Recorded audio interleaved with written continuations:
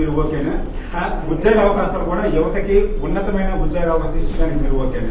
అంటే ఒక క్లారిటీ మీరు ఇవ్వట్లేదు. ఎందుకు లేదంటే మీరు థర్మల్ విద్యుత్ కేంద్రానికి వ్యతిరేకమని చెప్తున్నారు. చెప్తూనే ఇప్పుడు ఈ పాయింట్లన్నీ రేజ్ చేస్తున్నారు.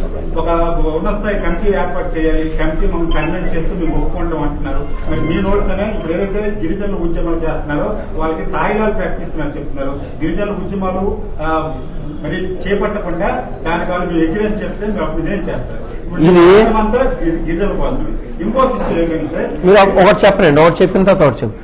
పోరాటం అంతా గిరిజనుల కోసం కాదు. ఇది గిరిజనులు ఇప్పుడు అక్కడ భూములు ఆవాసాలు కోల్పోతున్నారు. వాళ్ళతో పాటు 9 మండలాల ప్రజలు, అందులో మీరున్నారు, నేనున్నాను, 9 మండలాల ప్రజలు, లక్షలాది మంది ప్రజలు కాలుష్య బారిన పడతారు. కాలుష్యం అనేది ప్రధానమైన అంశం. ఇక్కడ వాళ్ళు ఏర్పాటు చేయలేరు, మోసం చేస్తున్నారు అని చెప్పడం కోసం నీటి గురించి భూముల గురించి నేను చెప్తున్నాను.